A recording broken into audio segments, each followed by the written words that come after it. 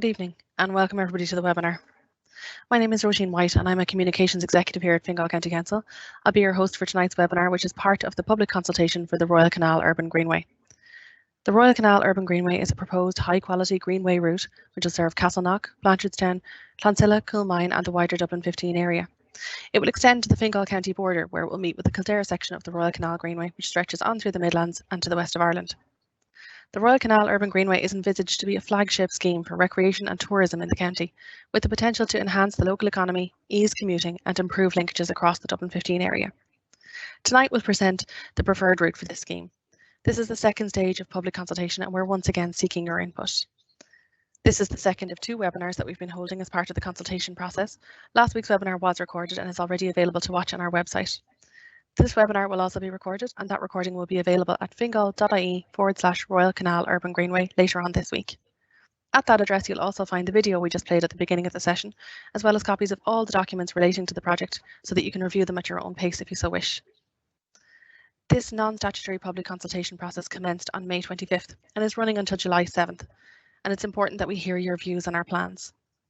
You're invited to make a submission sharing your views on the scheme at consult.fingal.ie. Submissions can be made by an individual or by groups such as clubs or associations who might wish to come together and bring their comments as one group, and we'd welcome your views on every aspect of the scheme. We'll begin our presentation momentarily, which will take about 30 minutes or so, and then we'll move on as quickly as we can to a question and answer session. The purpose of tonight is to give you the opportunity to hear from the key people involved in the project and a chance to ask questions. If you have a question, please enter it in the Q&A box that you'll find in the right of your screen, and we'll do our best to answer as many of your questions as possible this evening. You'll hear from three contributors during tonight's presentation. Paul Carroll is a senior engineer in the Planning and Strategic Infrastructure Department with responsibility for transport planning and strategic transport projects, and he leads the Royal Canal Urban Greenway project. Cian O'Kellicher is a senior executive engineer in the Planning and Strategic Infrastructure Department and a member of the Royal Canal Urban Greenway team. And Robert Kelly is a director at DBFL. DBFL are consultants to Fingal County Council on the Greenway project. Again, questions to Paul, Cian and Robert can be typed into the Q&A box and we'll get through as many of them as we can this evening. In the unlikely event that we experience any serious technical problems, please bear with us and we'll do our best to resolve them as they arise. If we do have a major technical failure, we'll communicate on Twitter, where you'll find our account is @FingalCoco. Before we get into tonight's presentations, I'd like to invite Paul Carroll, our senior engineer from the Planning and Strategic Infrastructure Department, to formally welcome you to tonight's event. Thanks, Roisin. I'd like to welcome everyone to tonight's webinar event. It's the second webinar in this non-statutory consultation for the Royal Canal Urban Greenway. We're happy to be here to answer as many of your questions as possible. So I'd encourage you to put your question into Roisin and the team, and that'll be filtered through to myself, Robert and Cian, and we'll do our best to answer them. I understand we do have some questions which we didn't get to at the webinar last week, so we'll take some of them early on, excuse me, in this session. But in general, the scheme, you know, it's something that we're really working hard to deliver with the community. In general, these type of schemes have been delivered. It's the local community that benefits most from them. You know, they're there 365 days of the year. So we really want to make sure that everyone has their say, and we'll do our best to deal with any of the issues that arise. So I'll hand back to Roisin. We'll have a couple of presentations and then we'll move into the Q&A session. So thank you. Thanks very much, Paul. With that, we'll get on to our first presentation of the evening, which is an overview of the project and the public consultation process itself, and we'll hear from Cian O'Kellicher.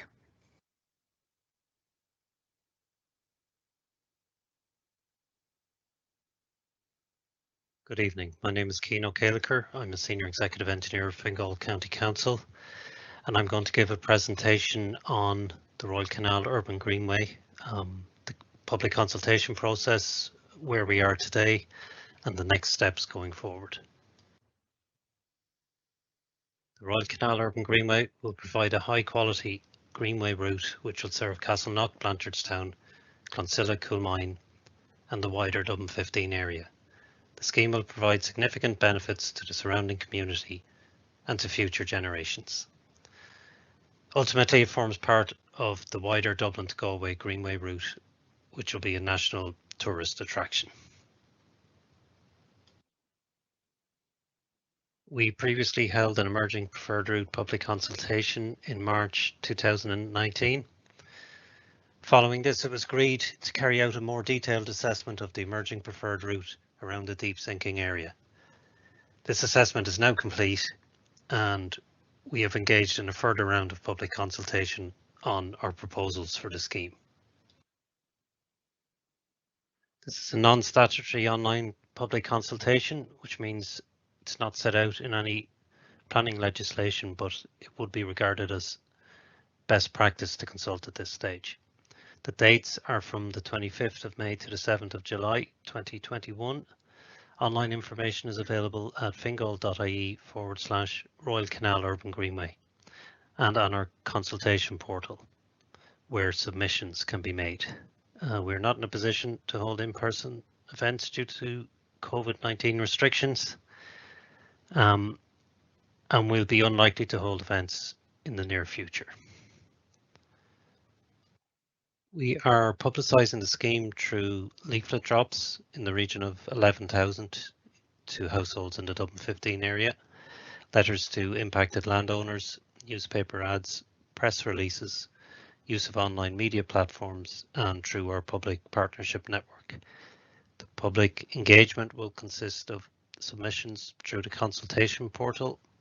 There is also an address to receive postal submissions available. We're carrying out 2 live webinars.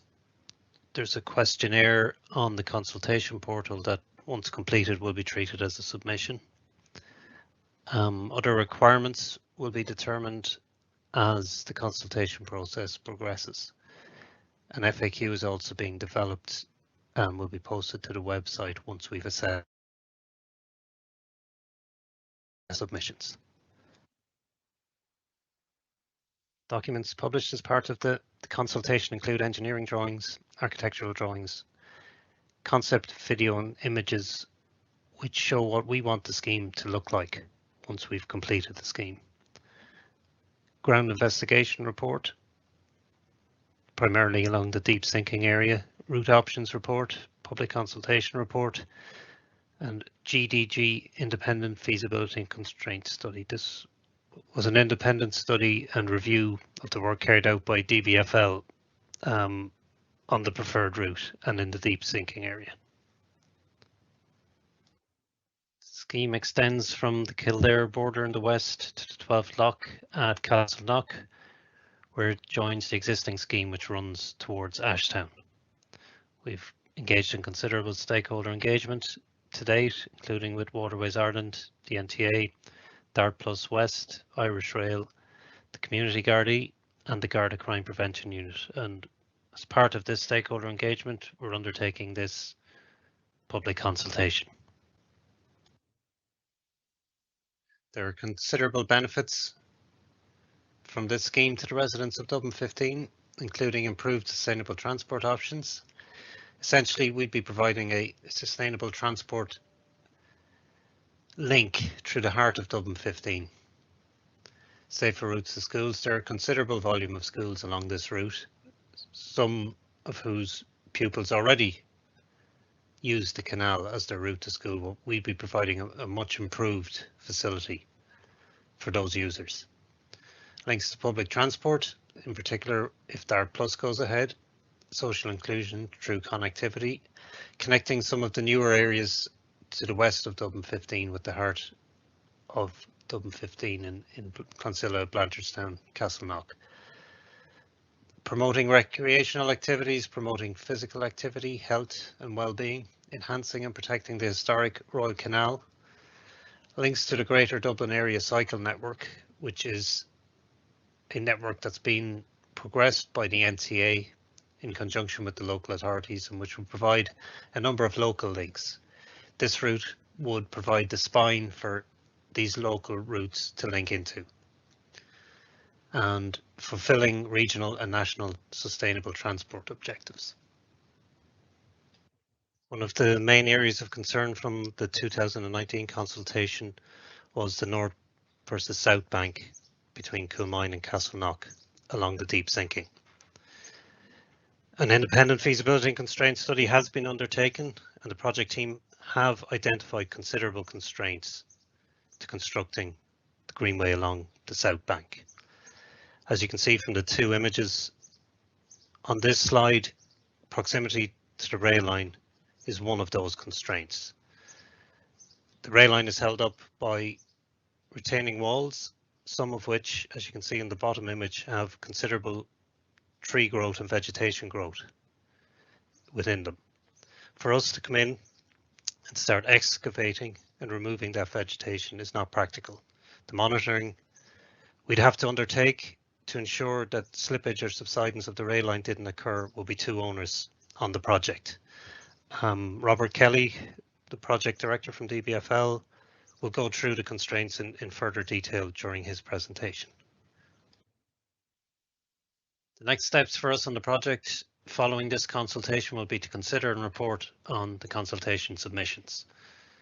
So we'll be preparing a report following the 6-week consultation process on all the submissions received. This will help us to develop our proposals further for a planning application in Q4 2021.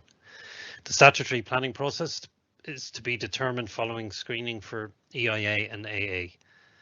And this screening will determine whether it's a Part 8 application or an application to onboard Planola.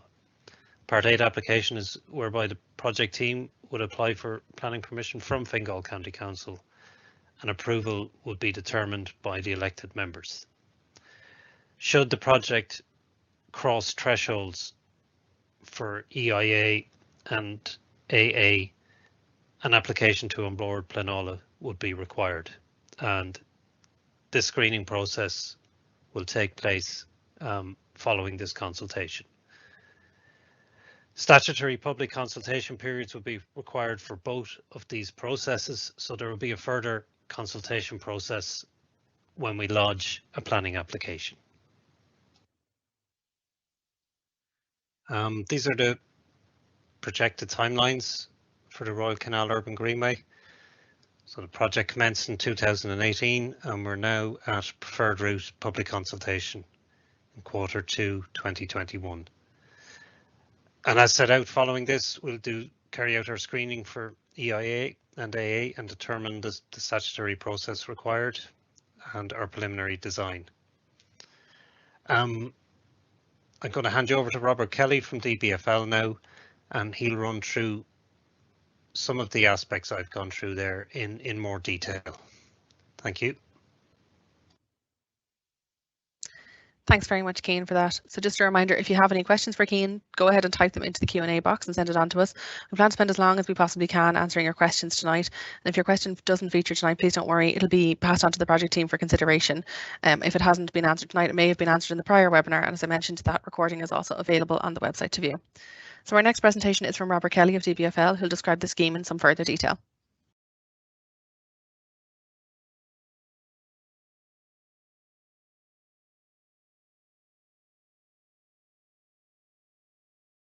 Sorry, we just have a slight delay getting that on. Small technical difficulty. Robert's presentation will be with us in just a second. If you'll bear with us. Just a reminder, during this time, it might be a good moment to gather your thoughts and put your questions into the Q&A box. We have questions coming in steadily, but we welcome as many questions as we can possibly get to tonight, so please make sure to send them in.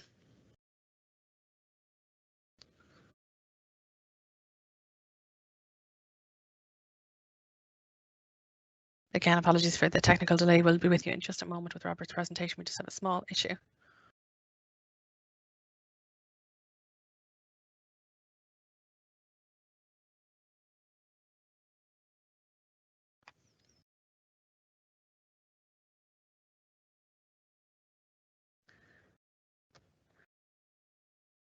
Robert's presentation will be with us in just a second. Apologies again for the delay.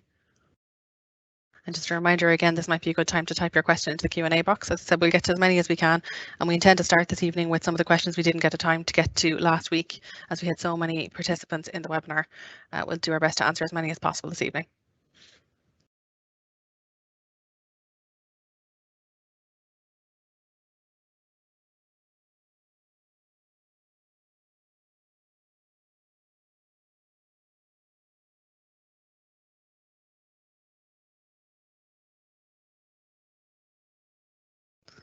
Apologies again for the delay, just one moment and we'll have Robert's presentation with us in just a second.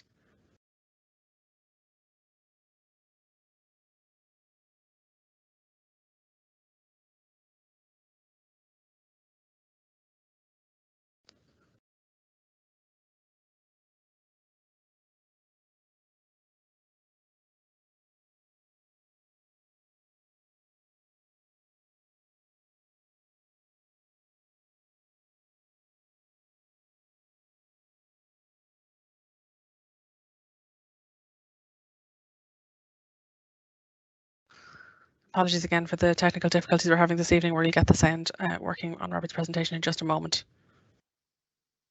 Good evening. My name is Robert Kelly from DBFL Consulting Engineers, and following on from Keane's presentation, I will give you a brief overview of some of the features of the preferred route for the Royal Canal Urban Greenway.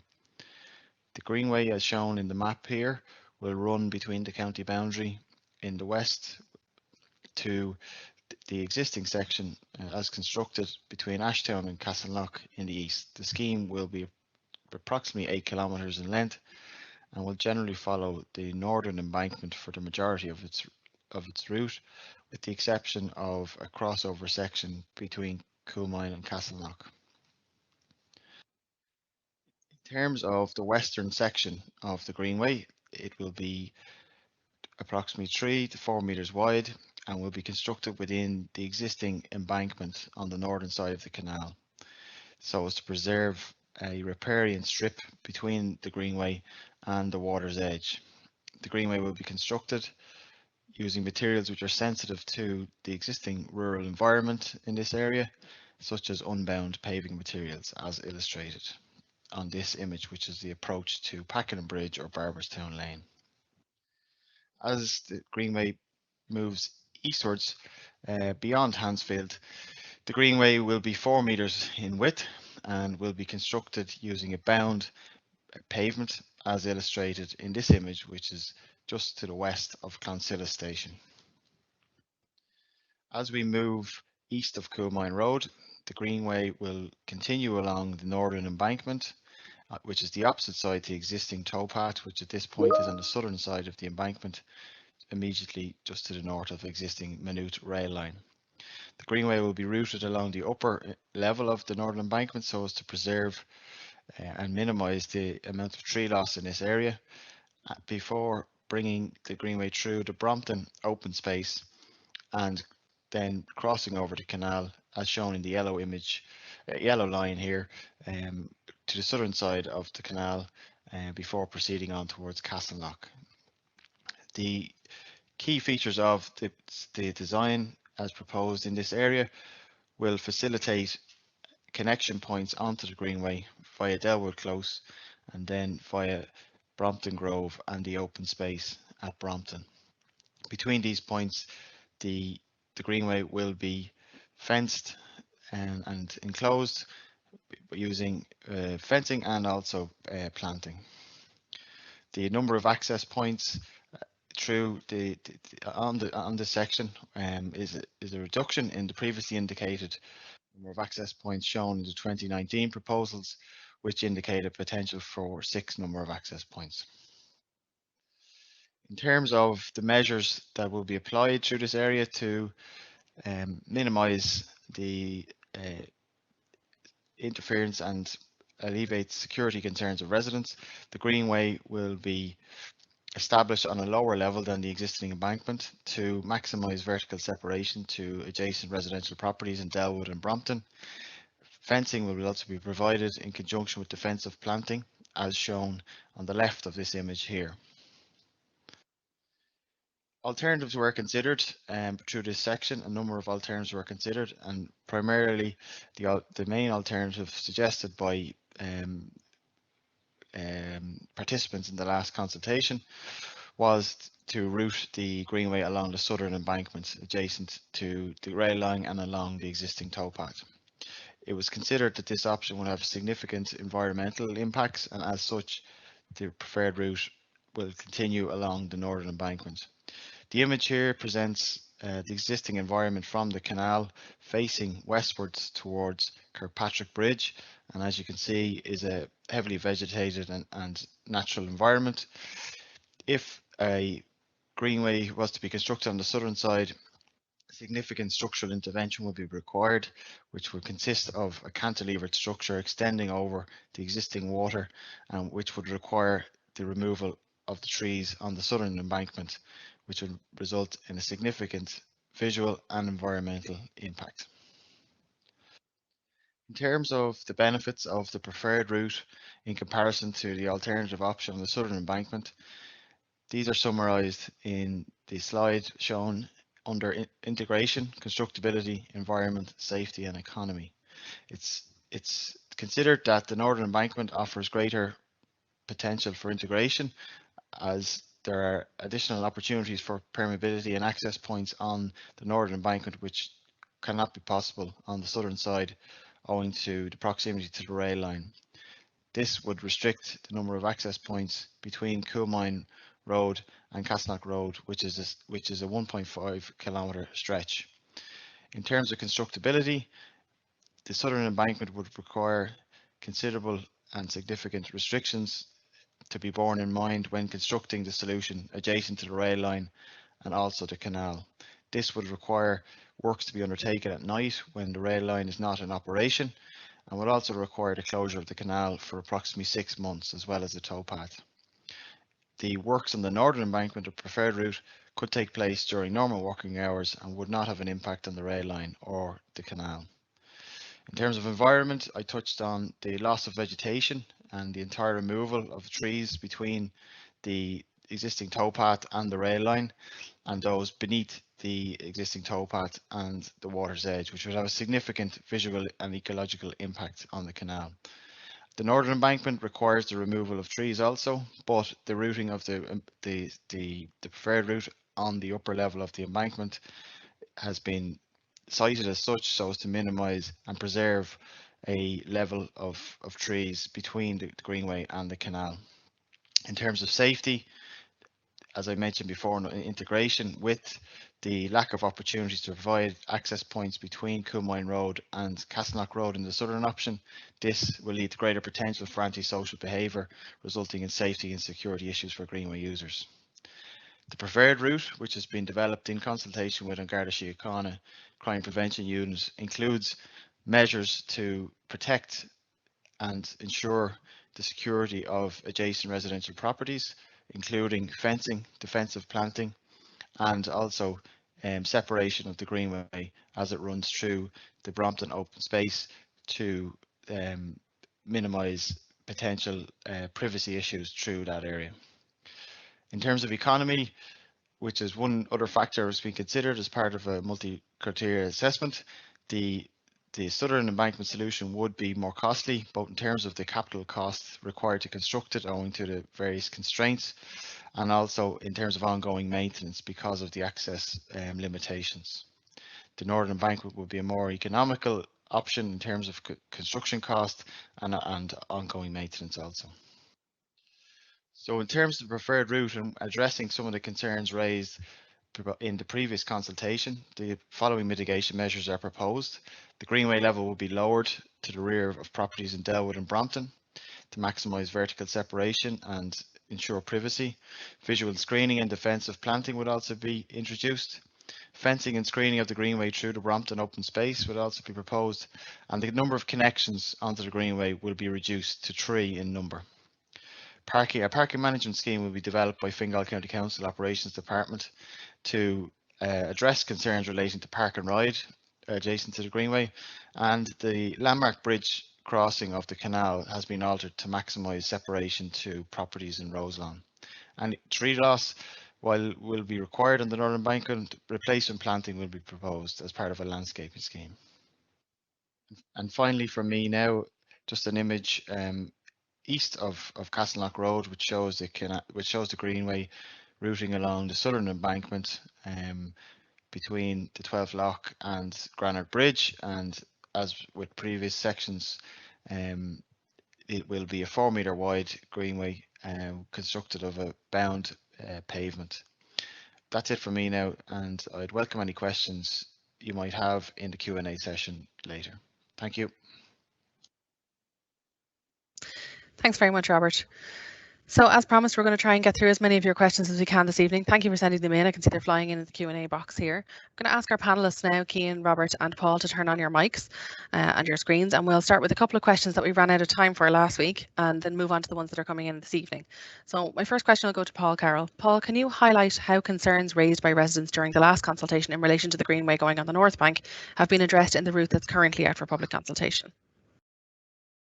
Yeah, sure. Thanks, Roisin.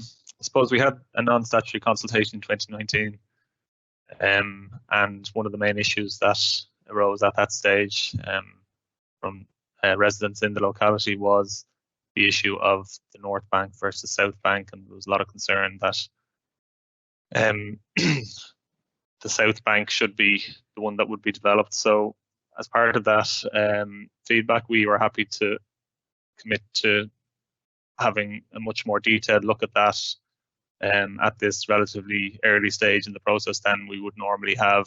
So I suppose we went back and we looked at north versus south in much more detail. That included more detailed structural designs for both sides. It included the appointment of a geotechnical ground investigation company who was out drilling trial pits and digging trial pits and drilling boreholes to establish the underlying rock and ground conditions there, which is critical for the structural solutions that we arrived at. We had more engagement with Garda, the Crime Prevention Unit, and Irish Rail during that time as well. We made some changes to the bridge, the overbridge crossing over the canal, to move us away from some of the houses there on Roselawn, to give them enhanced security and comfort and screening from the vegetation. A big change, I think, is that we reduced the number of accesses from the cul-de-sacs in Delwood and Brompton, as Robert set out in the presentation. That addressed, I think, a lot of the concerns. We've made a commitment to introduce a parking scheme. We're happy to do that. There's a number of different ways we can do that in consultation with the local community. Daytime parking in the area, people using the Greenway then to access the train stations to commute to work was one of the key concerns that was raised. So we're happy to make that commitment. We've also made some changes to the area through the Brompton Green area in terms of fencing and planting, and really screening that off both visually and in terms of safety for people using the green area and for people using the Greenway. So I think we've made a number of changes. Since the last consultation. I suppose that's what the consultation process is about. To kind of listen to what was said. We still think that the North Bank is the right solution on a number of criteria, but I think we've gone some way to addressing a lot of the concerns as much as we can for the residents who feel they will be impacted by that proposed design. Thanks, Roisin. Thanks very much, Paul. So you briefly mentioned boundary treatments there, and we have another question around boundary treatments. What boundary treatments are proposed to prevent unauthorised access from the proposed Greenway into adjoining private properties? Robert, can I ask you to take that question, please? Yeah, no problem, Roisin. Yeah, so I suppose Paul kind of touched on a few elements there, but specifically through the Brompton open space, but just addressing the section directly south of the residential properties at Delwood. So the proposal, I suppose, is to bring the embankment level down compared to the existing level, to maximise kind of vertical separation to I suppose reduce the potential for overlooking that might occur based on the existing topography. We'll then introduce some wire mesh fencing, which will be backed with timber fencing as well. I suppose just from the residential property side, it would look a bit more I suppose attractive than just the wire mesh fencing, and will also eliminate the potential for visual kind of intrusion. And then defensive planting will be provided between the greenway and the fencing as well. So that will, I suppose, in combination with all the other aspects, will add to the security element of the scheme along that section. Thanks, Robert. We have a question here about access points, and Cian, I'm going to ask you to take this one. Why was Delwood Close chosen as an access point, pardon me, and what security measures will be in place for the residents there? Following on from the last consultation, we walked both north and south banks of the canal with the Crime Prevention Unit, and they were of the opinion that we should attempt to strike a balance between residents' concerns and the needs of users. The selection of that particular cul-de-sac is basically, it's a midpoint. It's the one that makes sense in terms of connecting into, and for no other reason than that. We feel another link is needed, and that's the point that was chosen as the most appropriate point. Thanks, Cian, for that clarification. And so for a question here from someone who's a resident in Brompton Green, they're saying, my children play on Brompton Green and I am concerned about the safety of running a greenway through their play area and the potential loss of their play area. Why is this the preferred route? Paul, could you take that question for me, please? Yeah, of course. Yeah, no, listen, fully understand those concerns.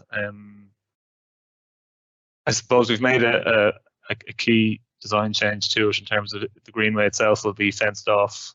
We'll have visual screening in terms of planting.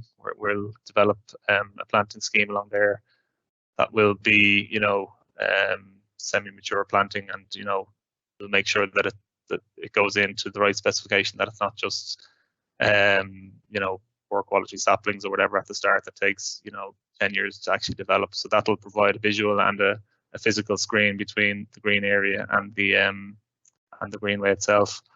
I suppose in terms of talking about children and using it, I fully understand the concerns of any parent who has younger children playing in that green area. As children get older, I suppose we would hope that they would actually use the greenway, and that's the key demographic in that estate and in the wider Dublin 15 area that we hope will benefit from this. At the moment they don't really have a very safe or attractive road network for them to use if they want to scoot or cycle or walk to school, to the many schools around there, to many sports clubs, to visit their friends in different estates or whatever it is. This greenway will become a real highway for children, because it'll be designed to cater for what we say is we try to design it from ages 8 to 80. So if you can design for someone who's age 8 to use it in comfort and safety, and for someone who's age 80, well, then everyone in between will use it as well. So we would hope that children, maybe slightly older children and teenagers, would be able to freely use the greenway and use it as an amenity and as a functional transport corridor as well. Thanks, Paul. So we have a question here about the deep sinking. What is the width of the greenway in the deep sinking? In the existing section between Castleknock and Ashtown, why is the greenway narrower than 4 metres with pinch points? Robert, could I ask you to answer that, please? Yep, no problem. So the width is generally in the greenway, as I pointed out in my presentation, east of Hansfield is 4 metres wide. And I suppose that's been selected based on the anticipated levels of usage. And I suppose the westernmost section is, in some points, is a slight bit narrower, because, as I say, usage probably wouldn't be as predicted as high. In terms of the existing section, the Ashtown to Castleknock, I wasn't personally involved in the design of that scheme, but I'm aware that there are a number of pinch points and they are causing concern, and will probably require upgrade in the near future. So we I suppose want to design a facility that will be capable of accommodating the demand, which we see will be high, both in terms of commuter use and recreational use, and that's based on experience of greenways elsewhere in the country, and for example in the county elsewhere, such as Baldoyle Greenway, which has been a great success since it's gone in. So it's I suppose 4 metres is the target width generally throughout. Thanks very much, Robert. So we have a question now about lighting. Cian, I'm going to ask you to take this one. Will there be adequate lighting along the entire length of the route? And will there be a good spread instead of pools of light with dark patches in between them? Lighting requirements are still being assessed. There'll be public lighting provided for the extent of the urban section to Hansfield, slightly west of Hansfield. From there to Confey, the infrastructure will more than likely be put in place to allow for further lighting to be provided. We wouldn't deem it necessary in the rural area. There is currently new lighting being assessed on the Ashtown route, which is meant to be more sensitive to bats and other wildlife. So the exact nature of the lighting will be decided between now and the planning application. But it is intended to provide lighting throughout the urban area. Thanks, Cian. So Paul, a question for you now. Why not suspend this process until in-person consultations can take place? Yeah, no, that's a fair question, I suppose. It is unfortunate that we find ourselves in the situation where we aren't able to have our traditional physical consultations in terms of information sessions, for example, in our offices, or going out to meet people. But I think things are opening up, as everyone is aware, and I think it will be possible over the summer months to meet maybe on site with small groups of interested people, either representative groups of resident associations or other parties like that. We've done that on other schemes as well, so we're happy to do that. I suppose the flip side of the restrictions that we have is that events like this has, I think, widened the net a good bit as well, and there's a lot of, we're getting other schemes that we have, we're getting hundreds of submissions in, and for us, I suppose it's also made it's kind of focused our mind in terms of making sure that we get the best information that we can available. And I suppose in that regard, I'd point you back to our website and to our Consult portal, which has on the right hand side a list of documents, drawings, reports, graphics. Everything that we have prepared is up there, so there's nothing hidden. There's no reports or drawings or anything being held back on this. It's all out there, and it's all available to review and to criticize and to critique and to query, and that's the exact point of it. So we're happy to take that. We've done our best with the documentation, with the drawings that we have. So we really do want to hear what you have to say, and use the consultation portal and make a submission. And at the end of all that, we'll go through all the submissions, and we maybe group them into different themes, and we'll prepare a report, and we'll deal with all the issues. And we might agree with some of the issues that are raised and change the design, might disagree, and we'll have reasons for all of that, and that'll all be backed up, and we'll prepare a report on that, so it's as transparent as possible. I think from the last consultation, the decisions that we've made since then, all that is supported and backed up for example, in the route options report. I don't know how many 100 pages it is, but it's a pretty weighty tome, and there's a lot of detail in there, as well as the drawings and all the other supporting documentation. So please do have a look at it, and make a submission, and we'll endeavour to deal with that as best we can. Thanks very much, Paul. So Robert, a question stemming out of your presentation for you now. Could you please explain what EIA and AA mean, and is there a difference in impact on the environmental impact between the northern and southern route options?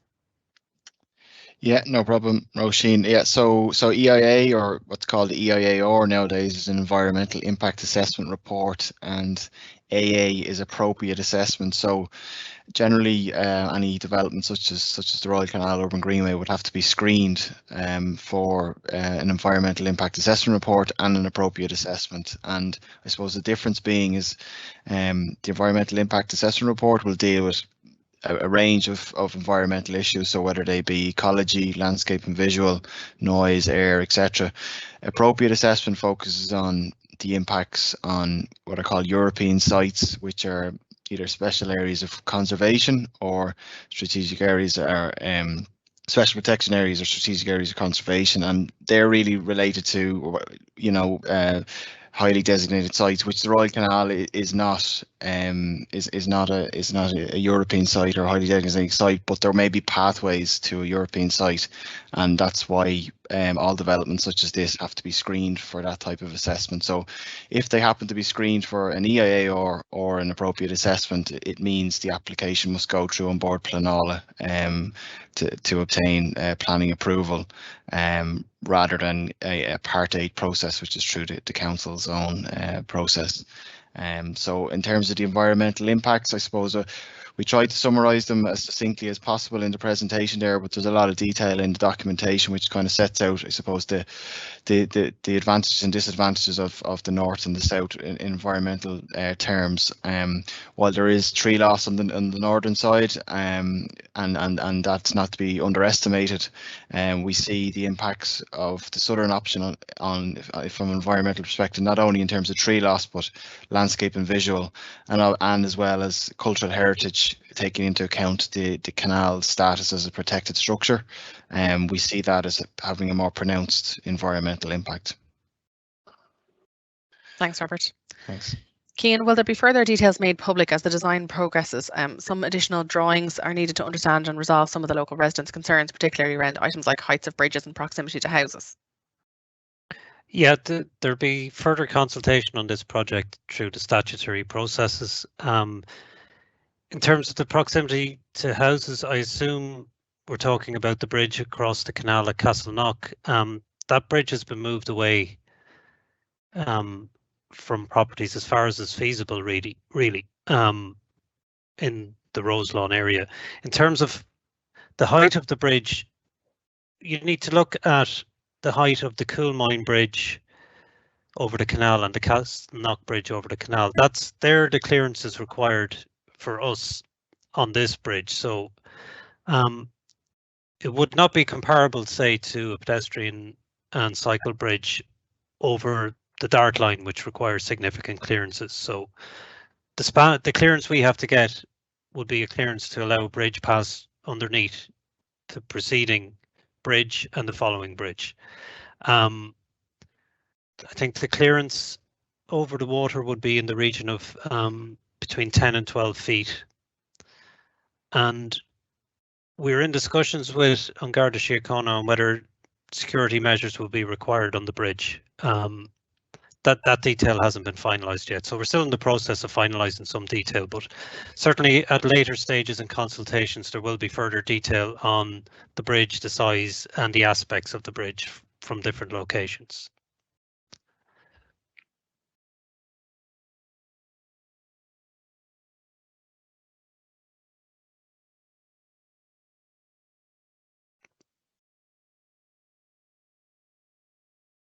I think Roisin has frozen there, so maybe I'll take over as MC. So I'm just looking at the chat, the Q&A. The next one is for me about splitting the scheme. And is it possible? Will it be possible to fast track the Clonsilla to Comfy section, especially if there is a delay with the deep sinking section? This is a crucial link between North Kildare and Dublin, since the country roads around Westminstertown are lethal for cyclists. I suppose the short answer is no. It won't be possible to do that. It's one project, so I suppose we have to keep it as one project for the legislative and planning reasons that Robert mentioned in terms of EIA and AA. Otherwise, we would be open to challenge on that. That we would be accused of splitting the project into smaller chunks as a kind of a shortcut or a cheat around getting around those planning requirements. So it'll go through planning as one section, and it'll stand or fall as one section, as one project, from the Kildare county boundary to Castleknock, which is, that's just how it needs to be. In terms of if it was to ever get planning permission, then it might be a case that we could phase construction, and front load some of the sections that might be, more readily available to construct. But in terms of the planning process, it'll be keeping staying as one project. Next question for Cian. Why was the 2012 Atkins report not implemented, which recommended the South Bank?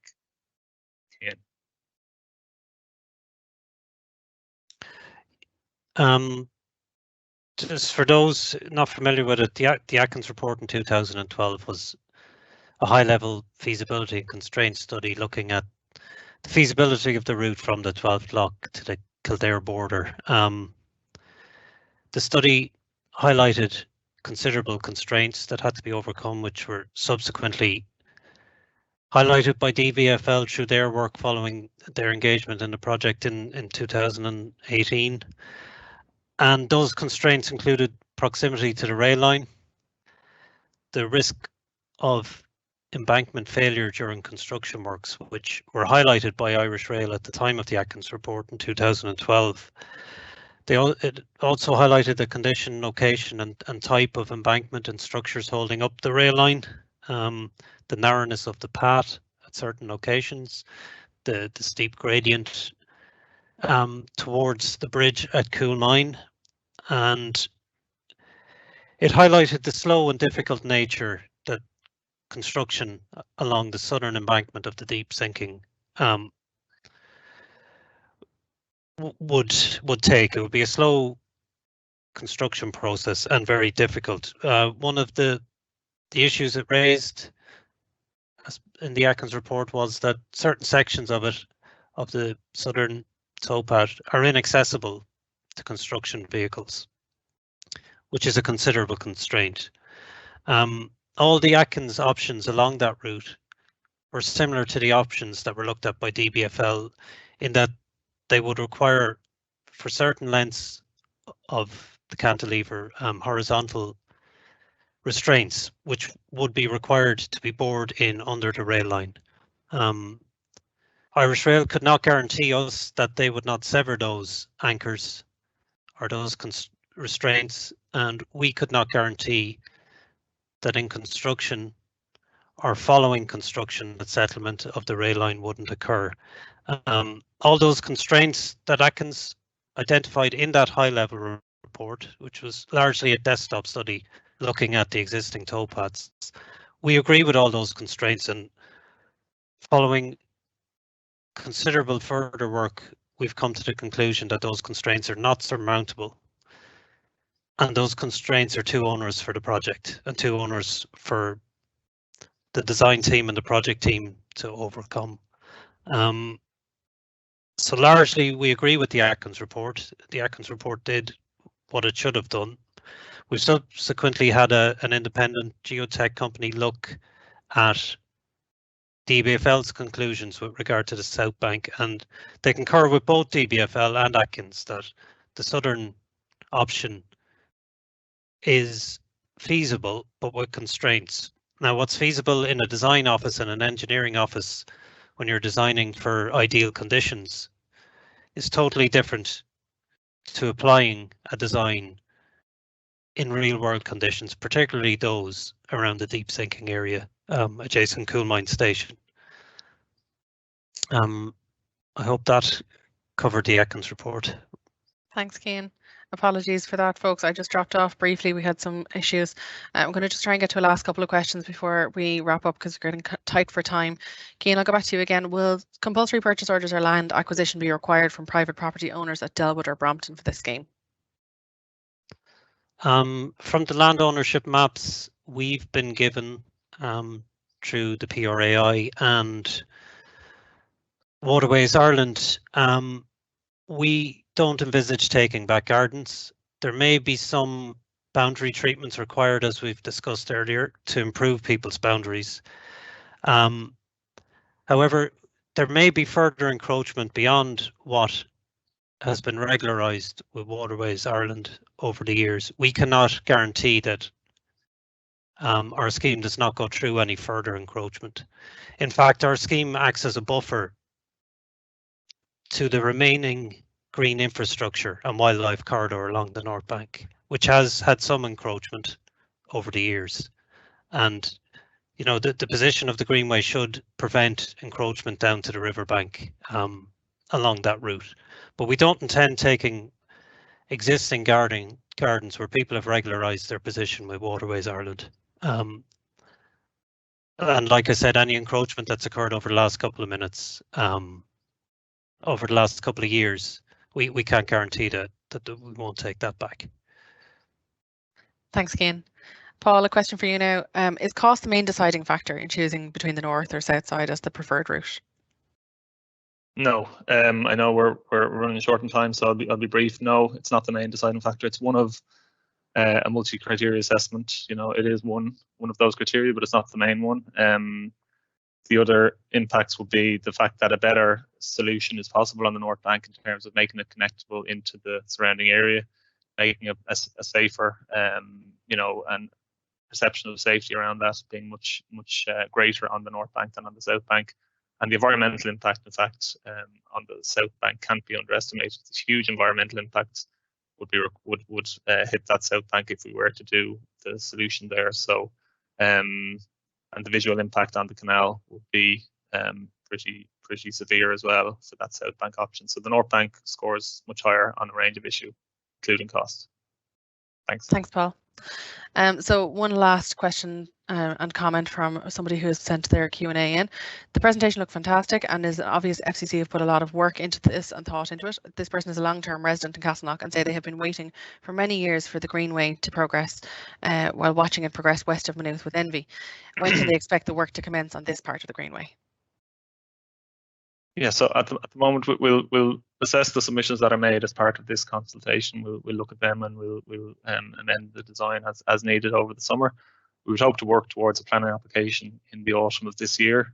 If that's depending on the type of planning application, it'll either be a Part 8, which would take 4 or 5 months, and we may have a planning application decision early 2021. If it goes to the board, it'll take maybe 6 to 9 months longer than that. The following year, then 2022, will be detailed design and procurement of main contractor, construction 2023, potentially into 2024 as well. It's kind of a 12 to 18 month likely construction window. So that's the rough time frame, but 2024, 2025, we would hope to have something on site and possibly opening around then. Thanks, Paul. Well, unfortunately, everyone, we've run out of time for this evening. Apologies if your question wasn't answered. Please don't worry, it will be forwarded on to the project team for consideration, as will all the questions that came in through the chat this evening and the questions from the prior evening. As I mentioned, the webinar has been recorded and will be up on the website, which is fingal.ie/Royal Canal Urban Greenway, and it'll be there before the end of this week. This won't be the last time we speak. Consultation will continue throughout the project. We'd like to thank everyone who did take the time to submit questions and comments this evening, and thank you very much for logging in. We hope you found the webinar useful. There's plenty of additional information about the project also on the website, and if you do intend to make a submission, please remember the deadline is the 7th of July. Submissions can be made through the online consultation portal, which is consult.fingal.ie. Many thanks to Paul, Cian and Robert for joining us this evening and providing us with lots of information to consider regarding this project. And also thank you to our production team who ran the webinar tonight. Please don't forget to make those submissions. We really do want to hear what you have to say about the Royal Canal Urban Greenway. The consultation portal, as I said, remains open until July 7th, and we now also have a survey available on that same portal. Thank you very much for joining us, and good night.